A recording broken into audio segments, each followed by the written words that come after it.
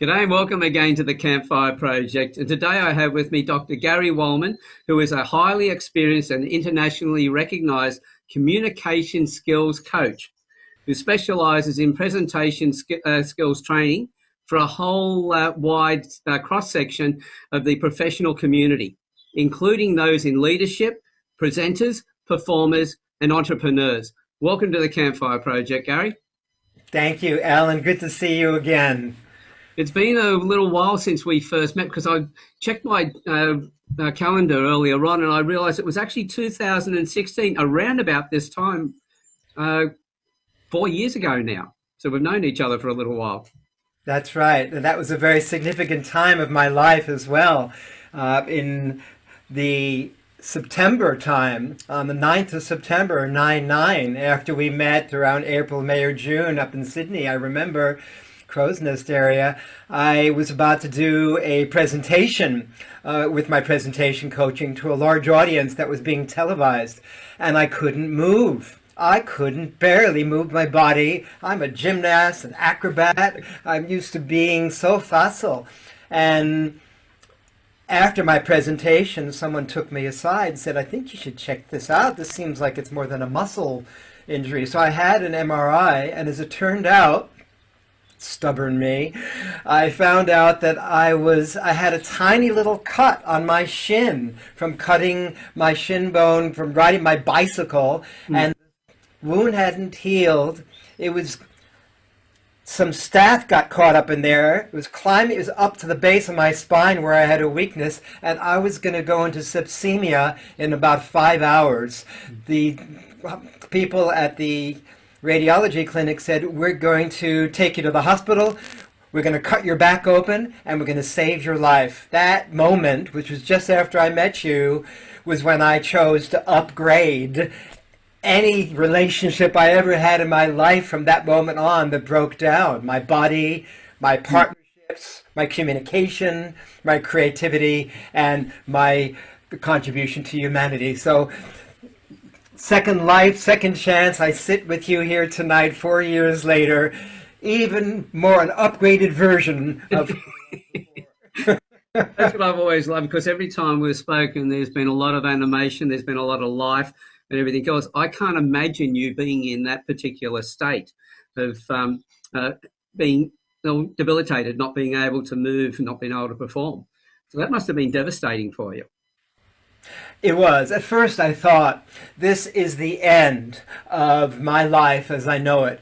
I've been a champion springboard diver, gymnast, track star, transformational body therapist, court jester, so highly expressive. And then, following what happened with the man who was playing Superman, Reeves, Christopher Reeves, my goodness, I was so concerned that I would never be the same. I would be a gimped version. But it was this one decision, Alan, that came through it. I'm listening to all of these inspirational audios throughout the entire time I was there in the hospital, which was only about 2 weeks long. From all of this input that came in, I made this decision. Anytime something breaks down, I choose to come out with a higher version of what I thought I left before, and it's been working for me. That principle in my presentation coaching, in my body therapy, in my awakening creativity, court jester work, performance art, it's made a huge difference now in the way I embrace.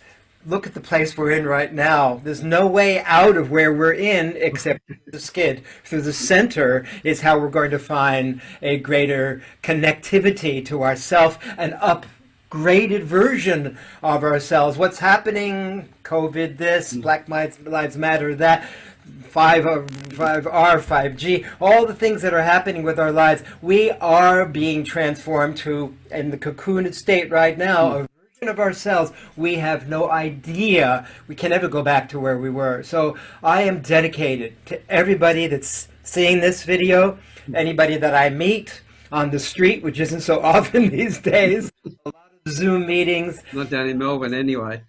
Not here anyway. But I'm dedicated to turn around people's capacity to connect with our life force in a way that perhaps we have to innovate. So this is my stand of command in my land.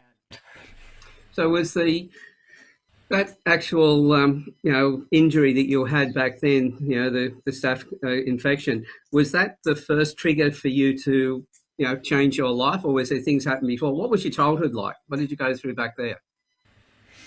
I've had a childhood where I was always climbing the roof of my parents' house, and just north of New York, about 25 miles in Westchester County. I grew up in a little town called White Plains, New York, born in New York City.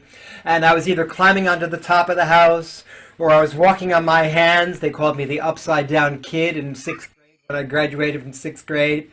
I wound up My father said something interesting to me before he passed away in 2005 when he was 85. He would have been 100 just a couple of days ago on the 26th of June, bless his heart. He said to me, "You know what, Gary? I think I figured it out." Because when I, with the best of intentions, wanted you to go into this direction and you would do the opposite, and you would walk backwards or walk upside down or climb on your hand, or you'd do everything the opposite of what I said. Had I thought about it carefully and I asked you to do the opposite of what I wanted you to do, you would have done just exactly what I wanted, but you were always a contrary. So my life, Alan, from the earliest age, I've been a rebel. I've been a contrary. I became a professional court jester when I didn't get into medical school. I wound up finding a way to ritualize the emotions and the breakdowns through creative forms, being highly creative, to actually turn into vignettes, songs, stories, poems, plays, rhymes, ways to connect with people's consciousness in a very radical way. So being different, along with being left-handed, right-brained, doing things different has always been my calling card. And it wasn't until I came to Australia 23 years ago did this stand of being different somehow find a place where, like in the American Indian Hopi Indian culture, the Koshari, Koshari,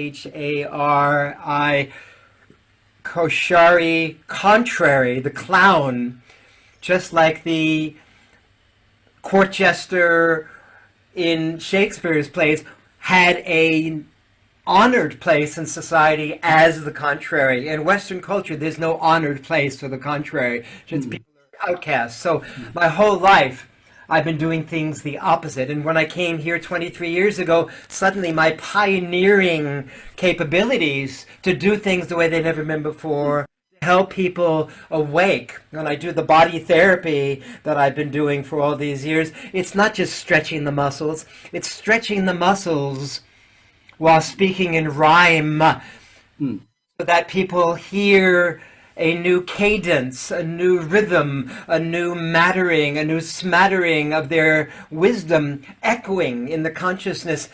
As I stretch my shoulder away from the ear, more room for me to speak my truth, more room for me to clearly hear.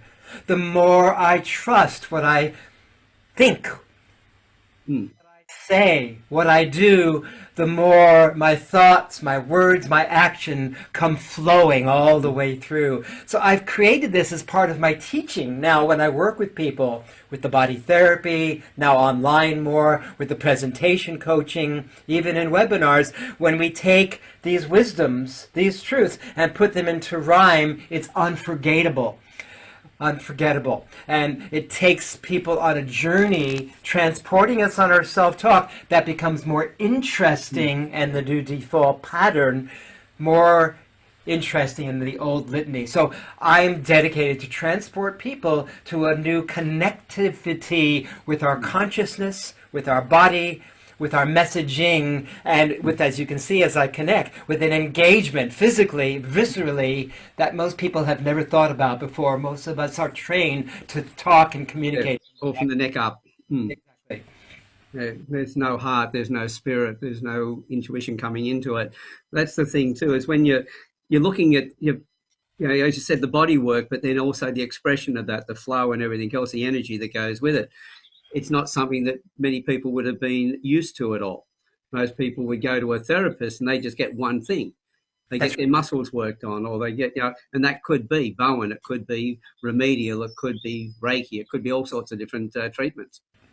Yes, that's so true. And over the years, since I've been doing this now nearly 50 years, I've been able to incorporate, as an archaeologist of the soul, a freeing of the different layers that are holding in place the wisdom, the ancient knowledge buried in our landscapes. We are all alike.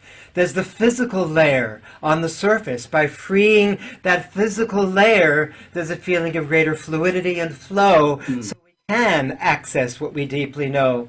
Underneath the physical layer is the emotional layer, the attitudes, the decisions that we made. If I felt it wasn't safe to communicate, my shoulders may have gone up to the ears. As they drop down, more room to speak my truth, more room to clearly hear. In the times that I and you and all of us have been hurt in relationships, since your work is very relationship-based, and so much of my work has been also about understanding the relationship between what happens when a person suddenly is deserted, rejected, criticized, ostracized, no matter what their choice in life may be, whether they choose a sexual orientation. For me, it was a court jester orientation. To be different, not to be different than who you are, but be different than fitting into the mold. For me, this feeling of stepping into my uniqueness has been a way of acknowledging I am source in a way that I never could before. Awake, awake, open the door. Remember what we came here for. So as we recognize this place of how much we matter, however every thought, every word, every action matters, something shifts dramatically in our consciousness. And for me, it's setting the stage for one to inhabit this zone. Now I feel much safer standing in front of a group, not having the planned speech. I can free the physical layer, the emotional layer. Underneath that is the creative layer. That is where all of these gifts of song, of speech, of writing, of painting, of sculpting lay. But we cannot get to the creative layer until we free the physical, the emotional. Then we come out buried in our own landscape, and we're all the same. So I've said it in my life, in my early 20s, 50 years ago. I'll be 69 this year. A devotion to help create a pathway for people to access what we haven't learned, to unravel what has been in the way, and then out comes the physical, the emotional, and the creative full expression that we deserve to be. We're all the same in that way. I love creating a map. It's not my map. We're all mapped the same way. It's just we're different versions of the same. So this has been a fascinating, totally engrossing way of connecting all the levels of consciousness through our body as the chief instrument of communication. So on that level with the expression and everything else, when did you really start to realize that? Was it only after that accident, or was it before that? As you said, yeah, fair enough, you were the court jester and things like that, the contrary. What were the things that really, was there anything that you can think of that triggered that, or was it just something that you were?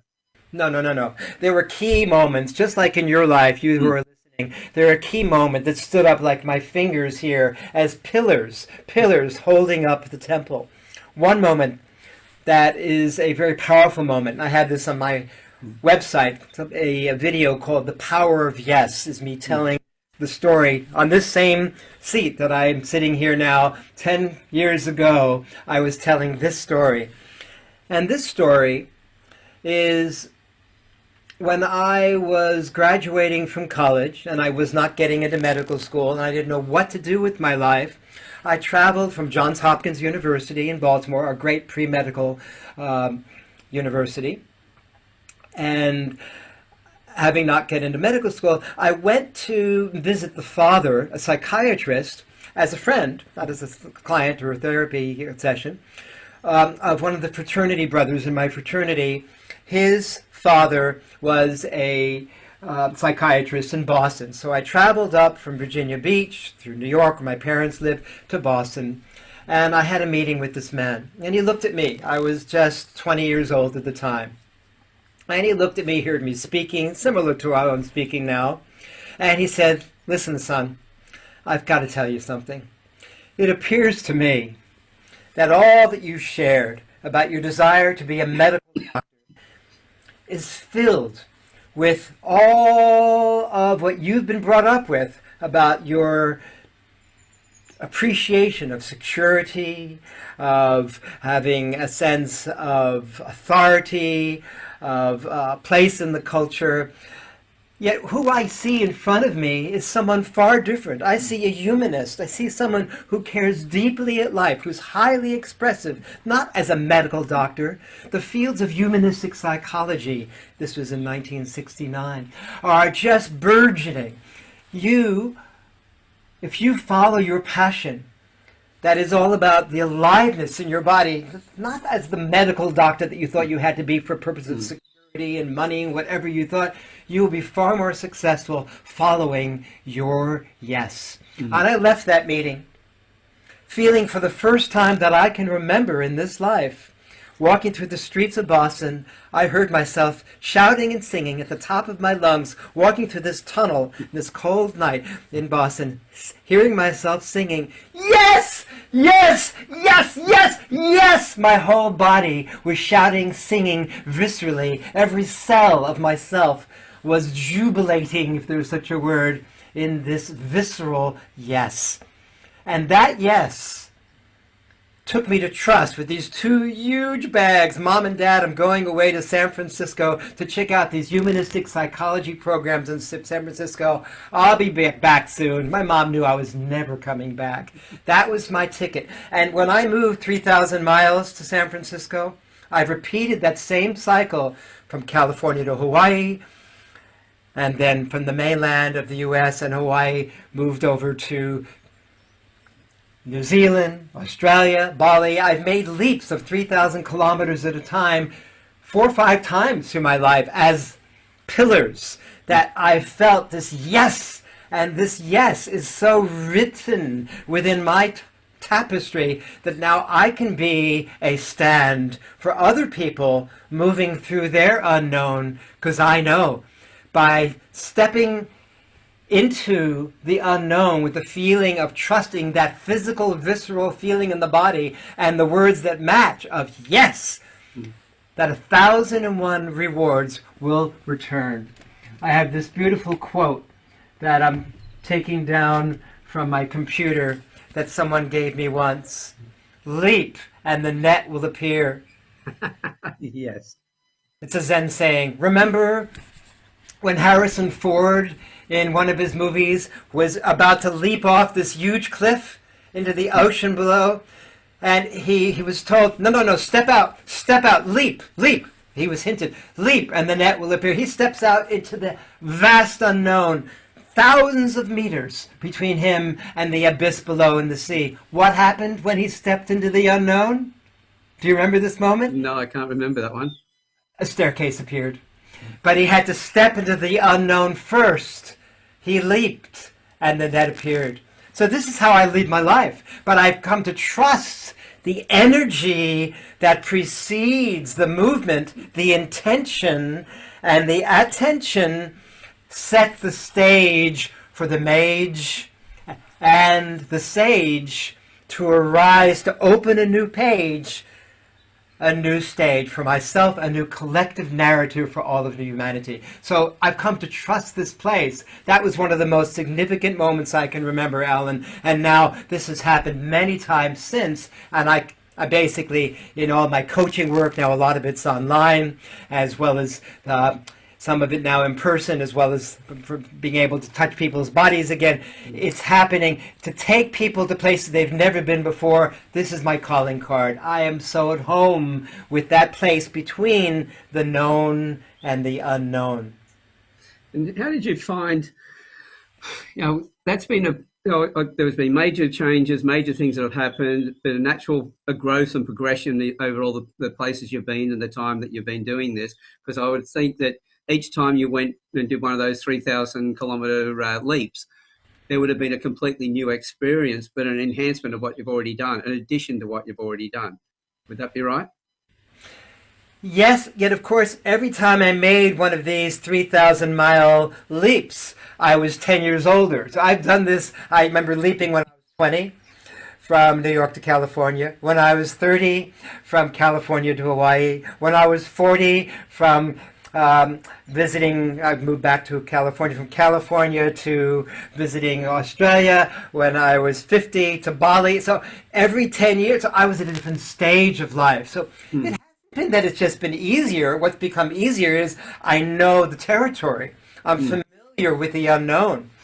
I remember one time, Alan, I was living in Hawaii, and I was leading a group of people on part of a vision quest where people go away and we go into our own interior landscape. It was in the mountains of Mauna Lea and Mauna Kea, the large volcanic mountains of the active mountains, volcanoes, and the Big Island of Hawaii, the youngest island of Hawaii. And I was leading a group of about 10 people along the edge of a cliff that was thousands of meters to the ground. And I was very comfortable walking on the edge. I mean, not right on the tippy edge, but I was on the edge, comfortable enough that I knew where it was. And something about it was comfortable to me, because this is how I live my life, on the edge between the known and the unknown. And another one of the leaders of this group, who was on the next cliff, maybe another, quarter of a mile, so that we could hear each other speak, he shouted over to me. I was calling myself by the name Charade during those days. Charade, la charade, the court jester. Charade! You're near the edge! Be careful! And I said, no, I'm on the edge! I'm safe on the edge! That's how it is for me. There's a beautiful expression. You're either on the edge or you're taking up too much space. So this is how I live my life. I'm more comfortable. No, Alan, it hasn't become easier each time. I've become more familiar with the territory. The nice thing about leaving a place and starting fresh is that no one knows me, and I'm starting off with perhaps a new name, but the same consciousness, taking all of these bells and whistles and my capacity to free the physical, emotional, and creative dimensions through a person's psyche, through these different tools and rituals. Now the rituals have become more defined. Now I'm able to take person in a very short amount of time from 0 to infinity. So it's very rare, even in one conversation online with person, that by the end of the conversation that they're not transported to a place they've wanted to get to for ages, but they haven't been willing because they've been clinging to what's familiar, like we all do. I can see that one thing I'm always interested in, when people have moved to large distances to new locations, they do that regularly. The fact that you've been in each of those places, as you said, roughly for 10 years, and then you haven't just been running away from something, you've actually been moving to something, and going to those places and experiencing it, fully engrossing and experiencing that, and then going, right, what's the next step in my life, and then moving to the next location. Well, that's the way I'm hearing it. That's an interesting way of hearing it, because now in this apartment that I've been in lockdown, that I came back from the most free and fulfilling 3 months of my life yet in Thailand, where I thought I purchased a work permit, planning to go back there, be part of a holistic wellness detox center.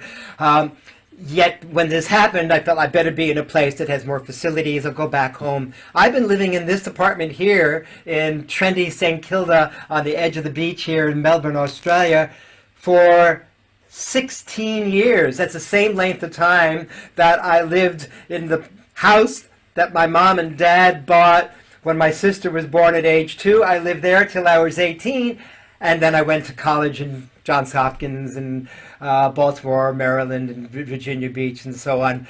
So 16 years is how long I've been living in this place. I purchased the place next door when my mom passed away 8 years ago. That's been my office, so I have that next door apartment.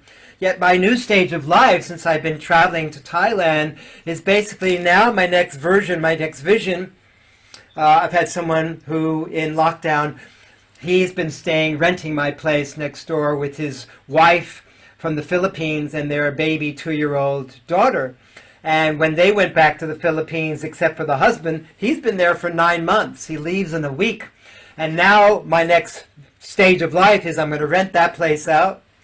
I'm going to see, I'll stay here until we're able to travel again. And when we can travel, I'll rent both of these places out. And many people want me to teach and train them with my transformational body therapy, their friends, to do training, to do my presentation coaching, my creativity, and travel. I'll go back to Thailand. Now I'm ready to take my show on the road, travel lightly, and have my lifestyle be supported by being able to come and go as I please. So that's my next stage of life as I see it. God willing. God knows what's in it for the rest of us, for all of us. Well, that's it. And we don't know what's in store for us. We just got to take it as it comes. But having the right mindset in leading into that gives us better chance of being able to handle whatever does get thrown at us. So that's going to be an important thing. And I think a lot of people, they're so worried about where they are right now and what might be, that they're not thinking about what could be.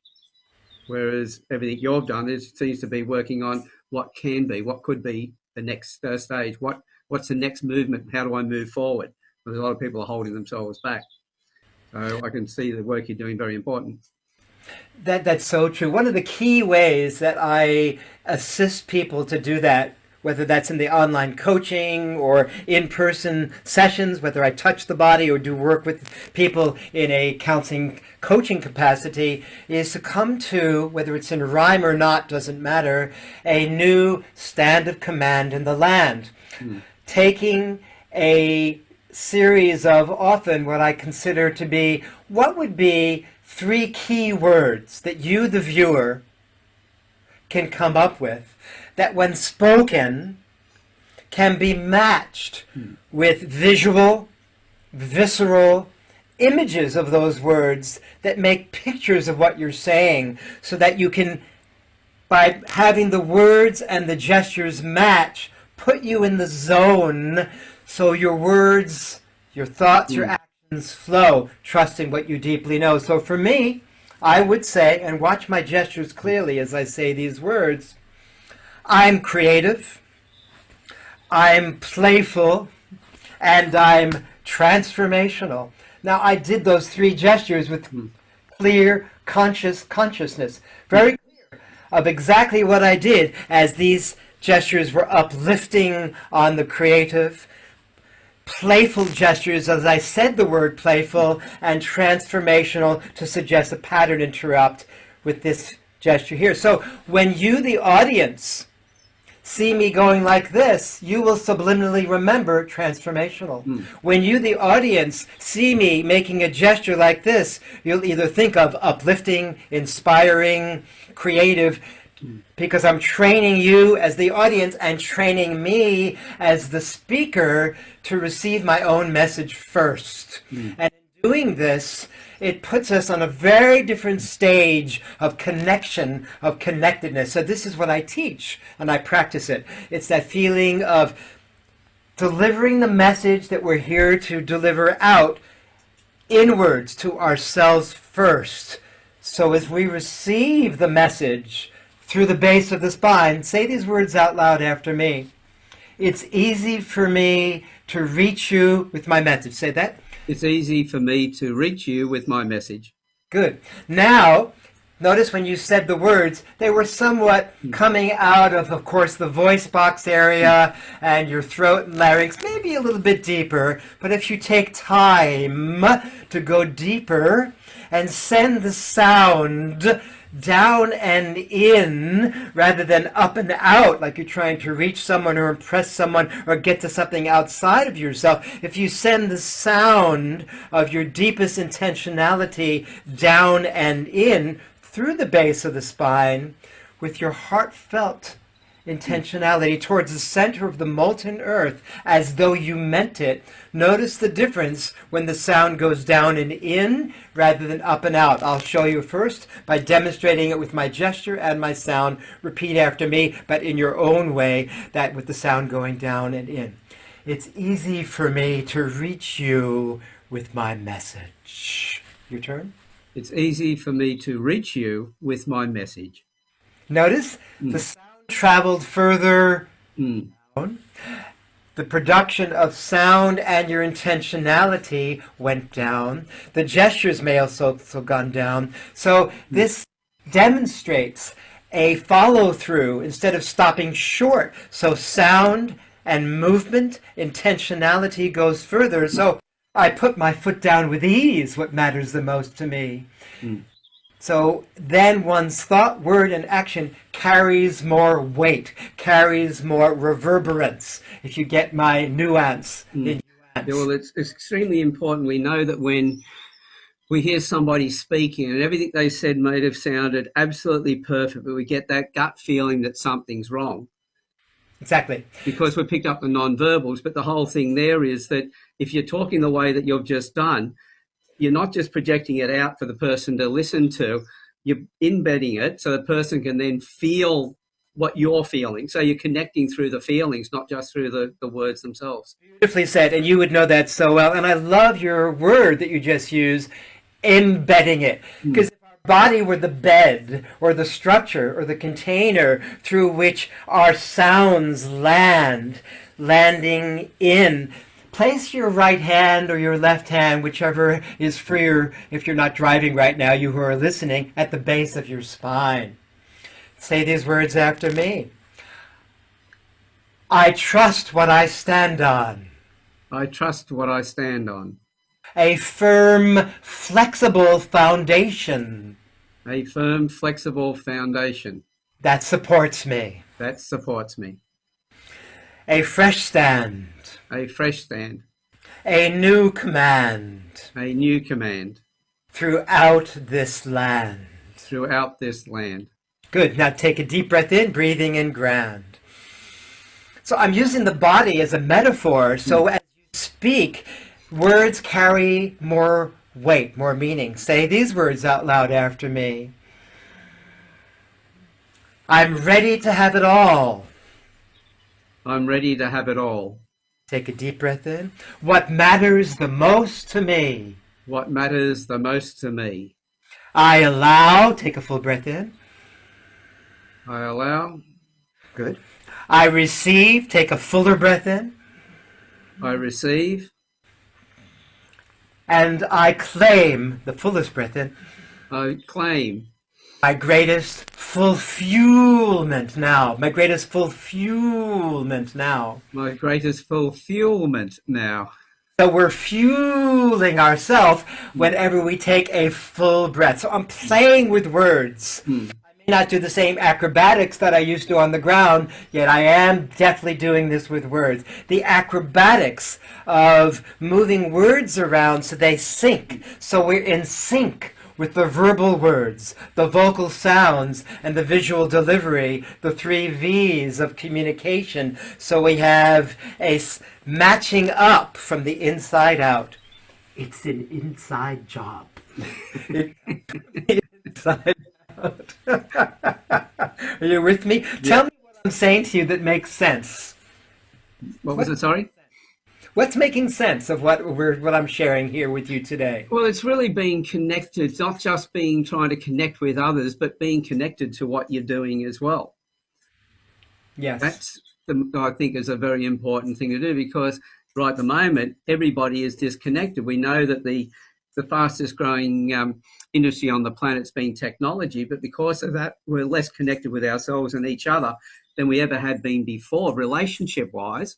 And so we're still trying to get our message across, but with this disconnected and disassociated state that we're in. So being able to express ourselves in a way in which it's inside of us, we're connecting to ourselves first, then we're better able to connect with other people than just trying to connect with them. So true. I was saying, and you were laughing with me, it's an inside job, but I mean that absolutely literally. If we take a Very look much so. in a different way, not only is it an inside job, if we take a deeper look at our communication, it comes not from good ideas, it comes from ritualizing our deepest hurts and wounds and turning them around into their opposite. So when I say I take a fresh stand of command in my land, and I say breathing in grand, we're creating a renewed relationship and partnership with the body that is our true instrument of our communication. Before high tech came into it, we had this touch. So high tech is calling for a high touch. And so now we're putting the two together in a marriage that will never allow ourselves to lose this connection again. If we can remember that the high tech is calling for high touch, then I meet you as I would be met, in a way that I can never lose the connection with you. As I take a look at it for yourself, what 3 key words match for you, Alan? I said for me, I'm creative and I use a gesture that's uplifting. I'm playful and I did a playful gesture, and I'm transformational. What 3 gestures match for you, your essence? So when you make those gestures, you're able to actually bring people into the zone because that matches from the inside out for you. Let me see it from you. I am. 3 key words that match 3 key gestures. Go ahead. Actually, right at the moment, I'm not quite sure. That's something I really need to have a bit of a think about, because it's not something that I would consciously know that I would not consciously know that I've ever done. And I think that's part of the problem. So how do people find that way? It's very good that we're having this conversation, because so many of us have the consciousness, the mental consciousness, the capacity to communicate from the neck up. But because we've lost the connection between spirit, mind, emotions, and the physicality of our visceral connection, by reconnecting these dots, as it were, then we do. Here's a simple pathway for you that's listening and are also struggling with this. If you don't know what gestures, because most people don't know what am I going to do with my hands when I speak?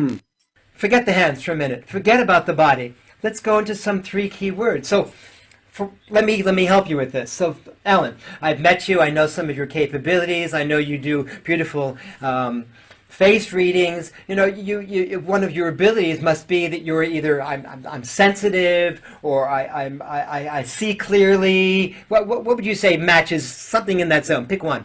Well, be able to connect with people. Empathetic is one of them. Okay. I'm empathetic. I connect, and pick one more. I'm empathetic. Being awareness is one of it. Being aware of other people. Okay, just use those 3. Connective. Okay. I'm empathetic, I connect, and I'm aware. Now, let's do one at a time. When you say the words, just say the words, I'm empathetic. Okay? I'm empathetic. Right. Now, what gesture that can you make that makes a picture of I'm empathetic? Just show me. It doesn't have to be the right one, just what you're moved to make. I'm empathetic, show me. Empathetic's around the heart, the connection. It's a beautiful. You made 2 specific gestures just then.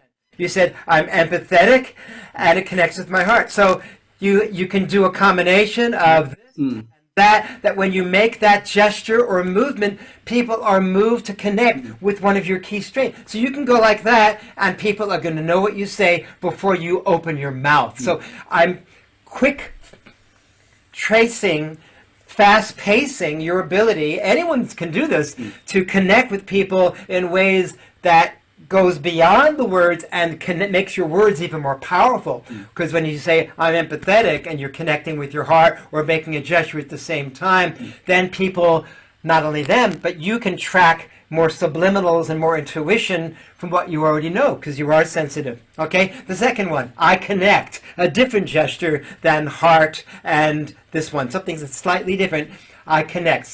Connect would be to Beautiful. So that's very interesting, because what does that suggest? It suggests that I don't just connect with others, I connect with myself. I connect with the right with the left. I put opposites together. I put things together that would never be together before. And this is what you do. So in a simple gesture, and of course I'm ultra sensitive and articulate, I can see in the gesture what you do so well. So when you go like this, it brings in a whole group of people. I remember I was leading I was a featured speaker at the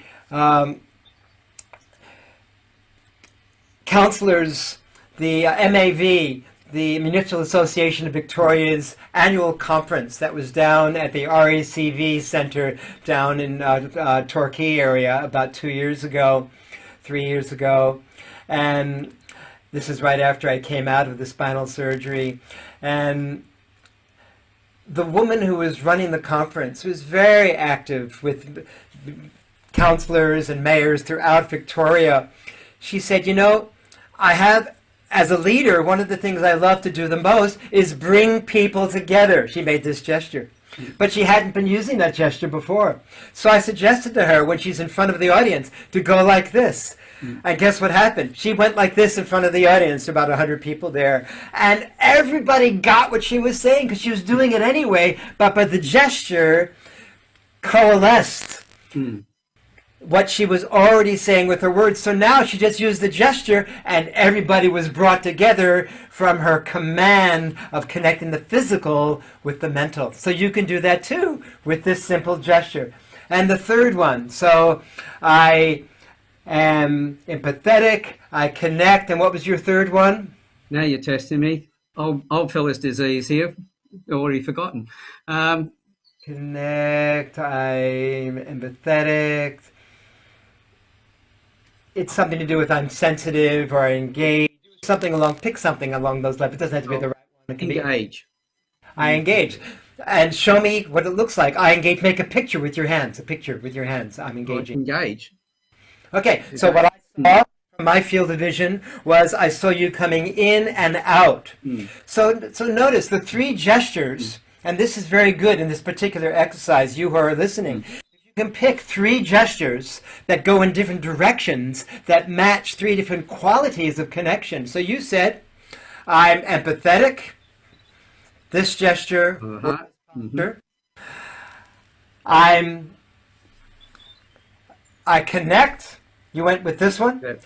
And then I engage, and that went from inside out horizontally. So it's beautiful. So now as you go horizontally, as you go inwardly, or in a spiral version, circular version, and in a connecting version, this allows you to reach people on many more levels of meaning and to connect with people in ways that, watch the following words I'm about to say, makes more sense. Makes more sense because we're connecting through more senses. Exactly. Because if it's just the words, it's the words on their own. What's the rest of the body doing? And people we all profile, we all look at people, we take in what we're seeing. And if their body doesn't match and their expressions don't match what they're saying, we don't trust what they're saying. So the more that you can do the movements along with the voice, the words you're saying, and they connect, then the whole thing is that people then are more likely to not only believe you, but more importantly, connect with you and taking note what you're talking about. And as you said, the words connect with them, the body language, the expressions, everything goes in line with it. And people get more information. As they say, what? A picture's worth 1,000 words. And that the picture is delivered to yourself first. And people by osmosis are getting a picture of you receiving your own message first.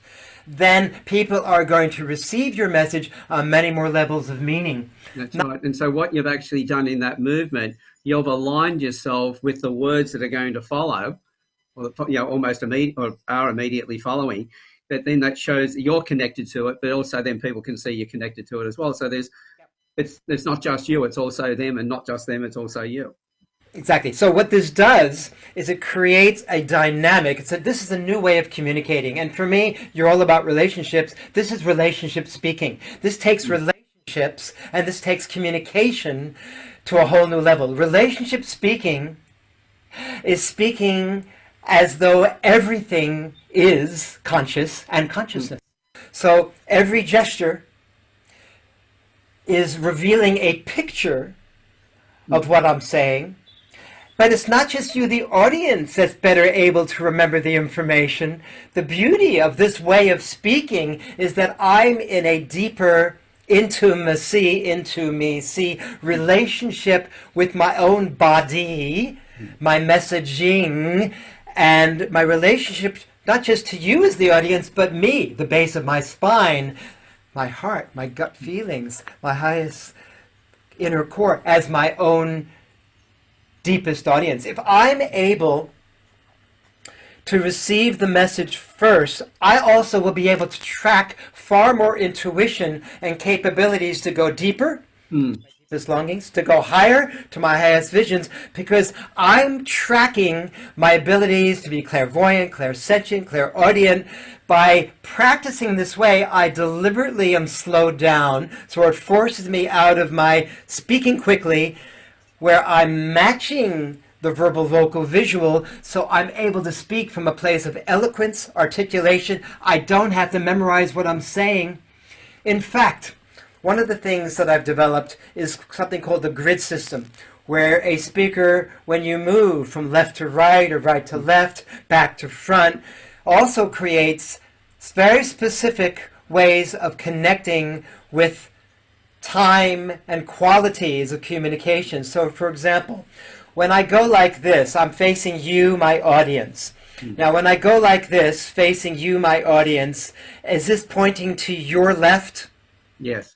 Okay, good, because it's to my right, just like I'd be facing you as an audience. So, as a speaker, when you, the speaker, are speaking to anyone looking in front of you as an audience, whether it's physically in front of you or on a Zoom screen, if you go like this, as I'm pointing to my right, this points to your left. And in Western culture, when you write a sentence, we're trained to write from what direction to what direction. We write from left to the right. Exactly. From the past to the future. We're trained in our consciousness as Westerners, it's different in different cultures, to think. When we see movement happening from the left to the right of our field of vision, we're trained to perceive this as movement through time. So therefore, if I go like this to the audience and I say, where we used to be, we used to speak from lecterns and prosceniums. In Greece, we stood up on high pulpits. Then the university type of speaking took place, which we're just coming out of, where people sat rows, and we're just coming out of that consciousness. Now, as we step into the future, this is relationship speaking. As we move into this, as we move forward into the future together, what's happening, and I move forward to you in the front zone. The real secret to this is what happens as I confide, as I step forward, my spine slightly drops, I gently, my voice gets softer. This is confiding. This real secret to this is it's all relationship speaking. From the past to the present to the future. The secret is transforming our relationship to relating itself. And when we do that, everybody moves with me. You're moved with me on this grid that takes past, present, and future with me everywhere I go. If I'm telling a story about something that happened with me in the past that I placed right here, and I go away, and I come back, and I say, remember that story where I was telling you earlier about the difference between the past, the present, and the future? Well, now, whenever I step into that place, you're with me telling that story. And when I lean forward and I say to you, the real secret to this is, I'm training you, the audience, to remember what I'm saying from a place of being confided in. So I'm actually training you, the audience, as I practice very carefully matching my physical movements with my verbal delivery. It's a practice. So I'm actually in the zone of meditating as I speak. I'm not just waffling words. I'm taking you on a journey that I'm taking myself through first.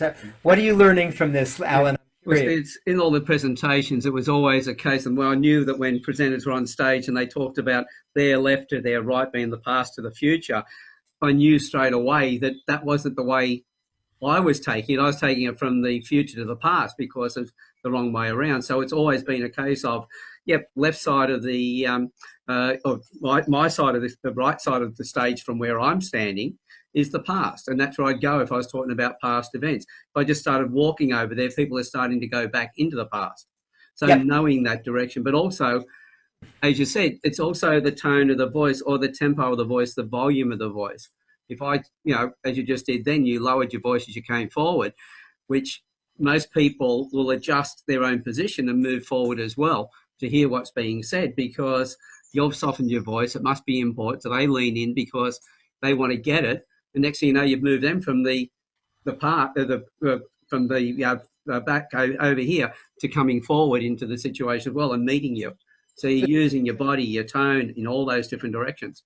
It's so true. You talk about tone. I want to say something else about this right, left, center, because I do not hold a fixed view about you having to speak this way in front of audiences. Many speakers and speaking coaches say you must, when you stand in front of an audience, do it from the audience's point of view, meaning the audience's left, your right is their past, center is the center, and your left is the audience's future. I don't believe that. What I do believe, and what I practice, and what I tell every speaker, just like you hinted just then, is look, you may find if you're more comfortable being in your own body when you speak, your own left side is your own past, your own center is your own now, present, and your own, what's on your right is your future, or as you just suggested me with your body, maybe your past is what's in back of you. Your present is where you stand, and you're moving forward with me. I often like to kid audiences,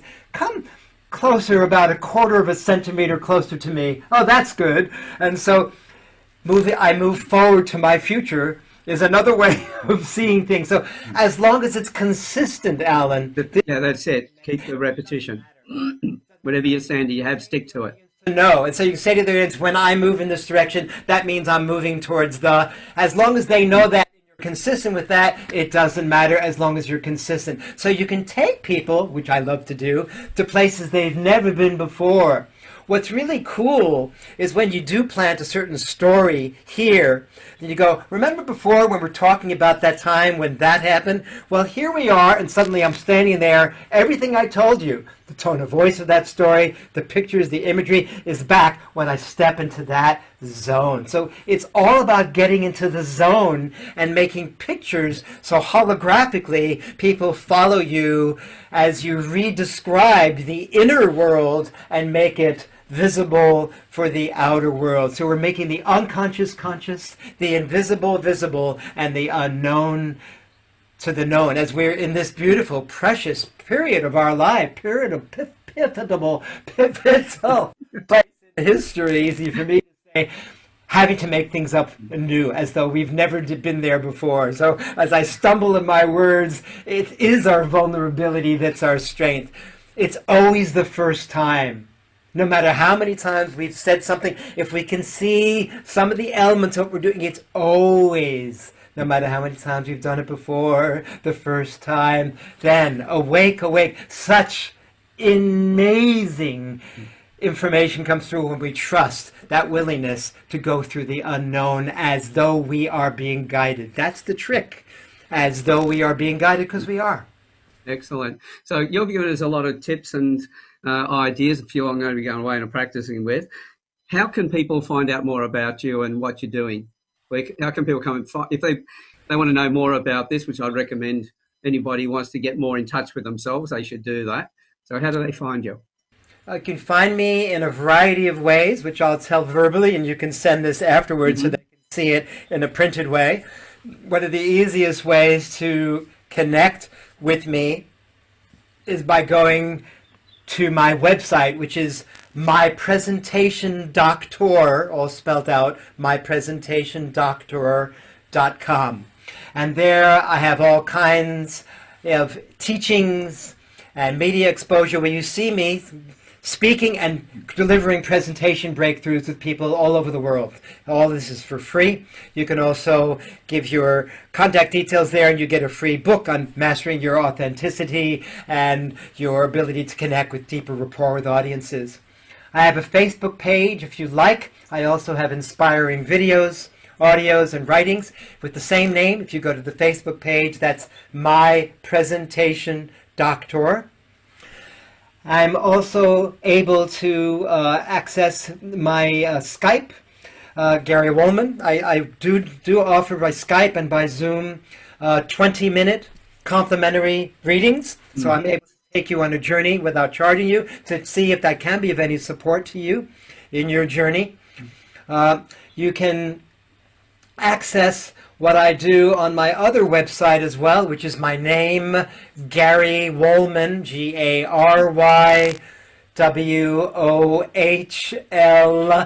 GaryWohlman, Whiskey, Oscar, Happy, Love, MAN, GaryWohlman.com. You'll see this written down later. And there you'll also see links to my online offerings, my astrology readings, the different ways that I offer online dance classes, movement meditation as well. These are all ways you can reach me and connect with me.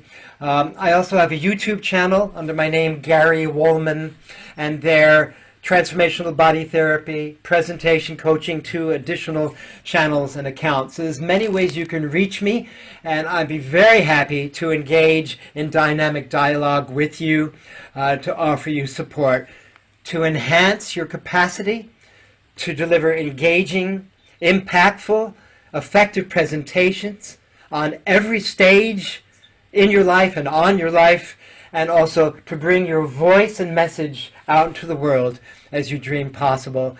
Such an honor to share this with you. Alan and all of those that I know are fascinated by what's in the face, and now under the lines you see the connection in this vision here today of the verbal, the vocal, the visual elements of delivery. I look forward to taking you on a journey through your unknown, and bless you. Thank you so much. For taking me on this journey with your viewers. Anything else you'd like to say or ask me or let your viewers know before we sign off officially? No, I think one of the things will be that, as you know, we have panel discussions. I have the panel discussions that I do at different times through the day. Young Scott Carson does a Facebook live on a Thursday night, every Thursday night here in Australia. And so get you to come along to some of those. Sure. I'm starting, because when I usually invite people to the panel discussions, I get 3 people to join, then we figure out what subject do they want to talk about, so something that's specific to them. But I'm also putting it out, and this is for everybody else out there in the Campfire Project who sees these, send me a message of any subjects you want to be, to hear about, you want the panelists and that to talk about, because in that way we can make sure that we're talking about things that interest you, yourselves. But in that, then I know if there's a particular subject, who would be the best panelists to come in to share their views. So I can see, I'm thinking of a few of the other people who already got in the Campfire Project, Gary, that would be very interesting and complementary type discussions to have you on those panels with them. Thinking here that along with that, with anyone that's seeing or hearing this transmission, this interview today, I similarly would like to know from any of you who've been provoked to know what your 3 keywords are and to help you match your gestures with them. If you have any of the teachings that piqued some form of questioning and wishing more clarity, please do feel free to engage with me, and I can share that with you, whether that's through a chat or through any of these other means. You can Facebook friend me too under Gary Wohlman, and all these other different ways of accessing this information. I'm so happy to offer this experience. Ellen, what was this like for you? You interviewed thousands of people. What did you find? These are always fun. Every time I do a talk, there's something new. Everybody's got something else, new story, because as I keep saying to everybody who's out there as well, you may not think that your story is important, but your story is yours, and therefore it's important. And listening to those, I always walk away from these energized, because people might talk about the tough times they've been through, but they talk about who they've become in the process, and that every one of these have been inspiring. So I've really loved this. So it's a case of, yes, put the comments in, everybody out there, put the comments in down here, because the other thing too is Gary, if you're willing to share, and that one of the things I've got with some of the others that have done the one-on-ones, they've been part of the panel discussions, but they've also done some education programs as well, where people have asked questions and they've been able to then come on, and we've done another session where I've just given the whole thing over to them to actually do some education. And so it's not just hearing your story, it's not just hearing you in the panel discussions, but there's also the opportunity then to share some of the knowledge that you're willing to share out to the community here as well. So that'd be brilliant to get you onto some of that as well. But we'll talk more about that later on. Sure. Do we have one more minute? Yep, go ahead.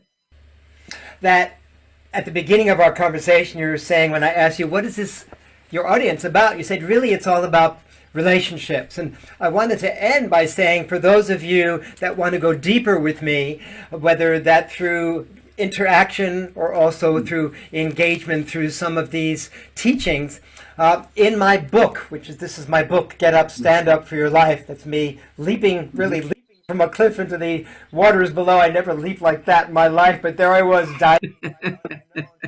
I've written this book, which is about the relationship to transform that we all have with our body, with our relations, with our communication, our creativity, our contribution to humanity. I have this as an ebook and also as an audio book. I would love to share. Give me the links. Give me the links. I'll send you the links as well. Yes, please. Hear this in engaging ways. It takes people on your own inner journey, whether or not I ever see or hear from you again. Thank you for this opportunity, Alan, and all of you. I'd love to hear how this touched your life in some way, all of you who are listening. Thank you. Thanks very much, Gary. And thank you very much for being here. And I know that we're going to have a lot more conversations over the time and get you more into the Campfire Project. And to everybody else out there, thank you for listening in. I hope you get a lot out of it, as Gary has suggested. And I keep saying, put your comments in, interact with the people here, because this is how you can expand on your life. It's all about you. This is your opportunity to find out more and to take your life to where you want to take it. So thank you very much, Gary, and thank you to everybody else who's been listening in, and we'll see you on the next chat. So bye for now. Thank you so much, Alan. Great interview. Appreciate it.